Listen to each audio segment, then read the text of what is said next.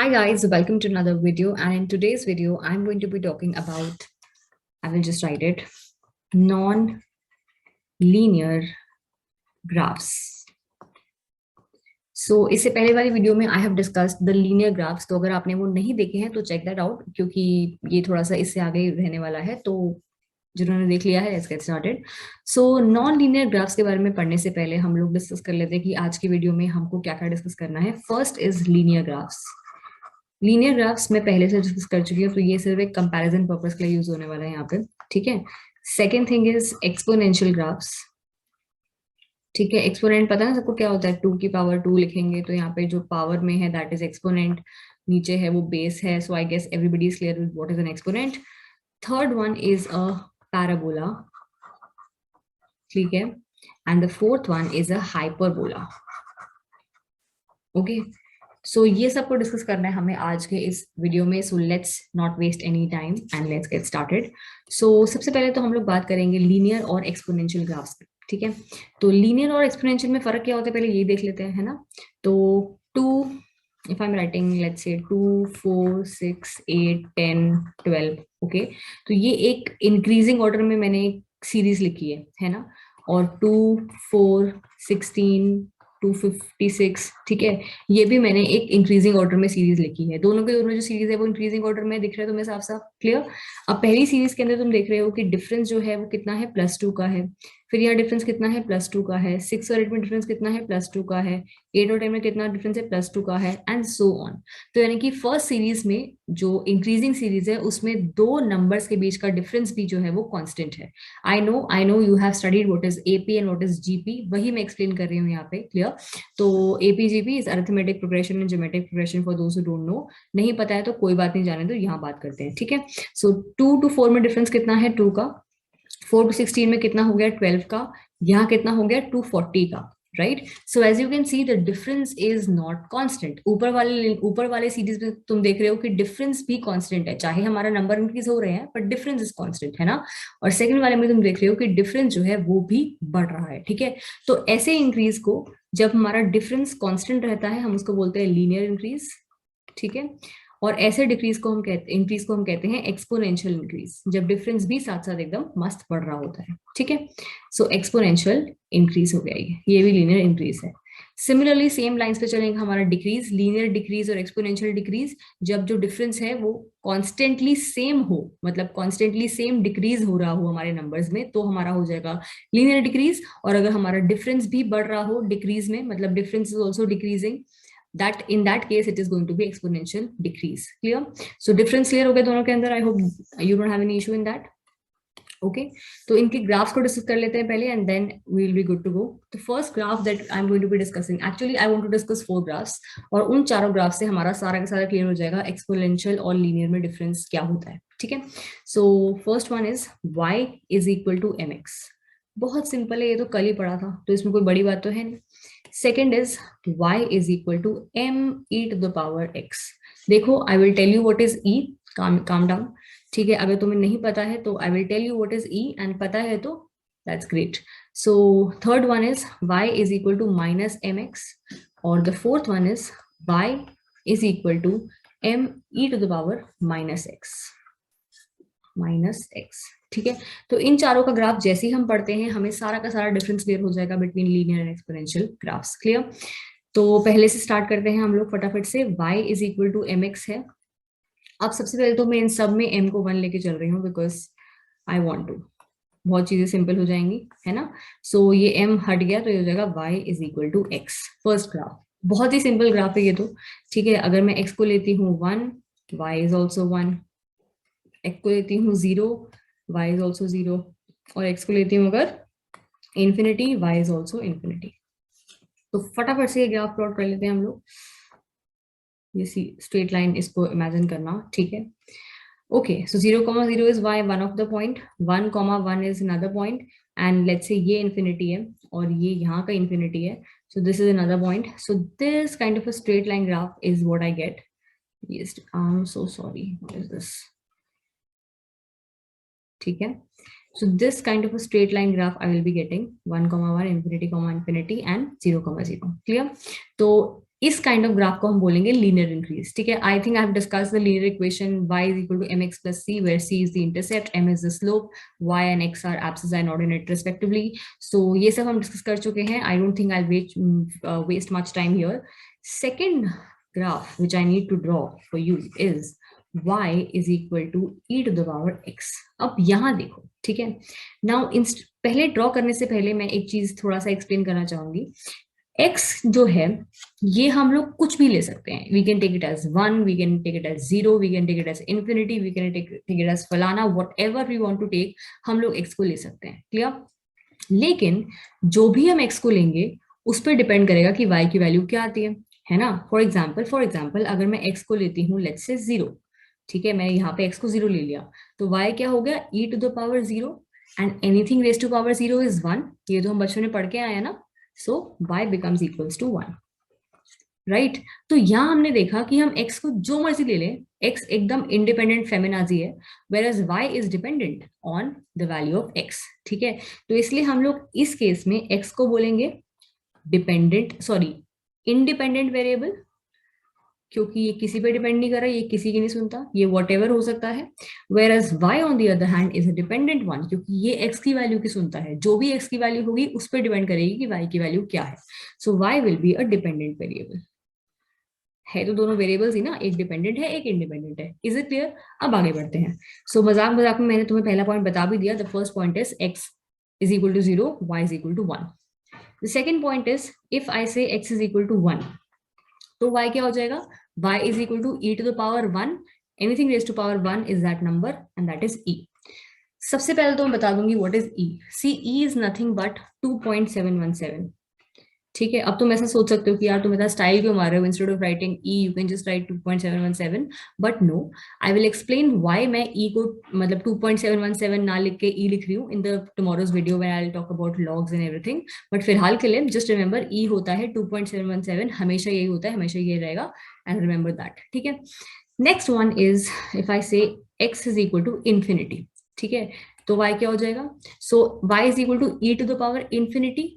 Now anything raise to power infinity is what? अगर मैं बोलूं 2 की पावर इंफिनिटी, तो इंफिनिटी मतलब तुम कब तक 2 इंटू 2 इंटू 2 इंटू 2 करते रहोगे ना. So it's safe to assume कि यार नंबर बहुत बड़ा ही आने वाला है. लेट्स अज्यूम कि वो इंफिनिटी होगा. ठीक है.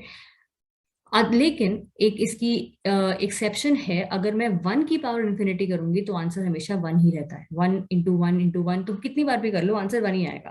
पर अगर 2 इंटू 2 इंटू 2 इंटू 2 इतनी बार करोगे तो आंसर पता नहीं क्या आ सकता है ना, बहुत हाई नंबर आ सकता है ना. तो इसलिए हम सेफ टू अज्यूम करते हैं कि आंसर इंफिनिटी आएगा. Clear. So one of the point is 0,1. तो I just draw the graph छोटा सा यहाँ पे. ठीक है. सो दिस इज पॉइंट 0,0.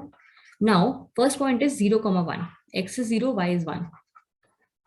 ठीक है, ये एक पॉइंट हो गया हमारा.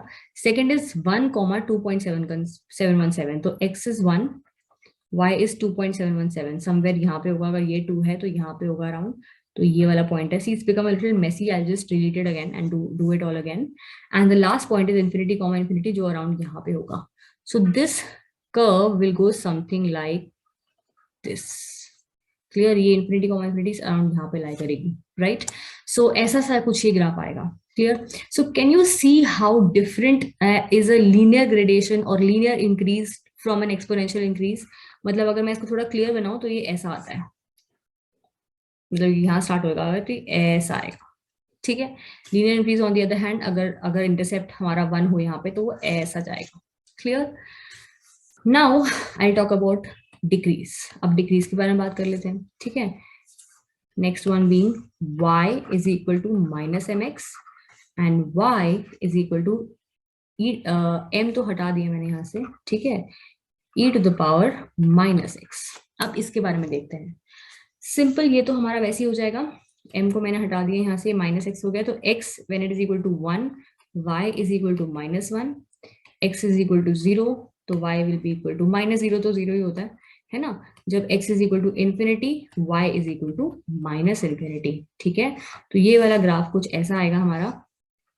यहाँ पे पॉइंट 0,0 है, यहाँ पे पॉइंट है 1, -1. तो x is 1, y is -1 and the last point is infinity, x is here is infinity and y is minus infinity, जो यहाँ पे आएगा, तो the point is somewhere here, तो ये ऐसा एक स्ट्रेट लाइन ग्राफ आएगा। ठीक है, बहुत क्लियर है। हम लोग बात कर रहे हैं डिक्रीज की, और लीनियर डिक्रीज है तो ऑब्वियसली ऐसे जाएगा, स्लोप नेगेटिव है, हम स्लोप को 1 मान चुके हैं, लेकिन -1 तो स्लोप है ना, तो मतलब स्लोप माइनस में, तो obviously line is going to decrease, तो ये हमारा हो गया लीनियर डिक्रीज। ठीक है, अब हम बात करेंगे एक्सपोनेंशियल डिक्रीज की, वो भी कर लेते हैं।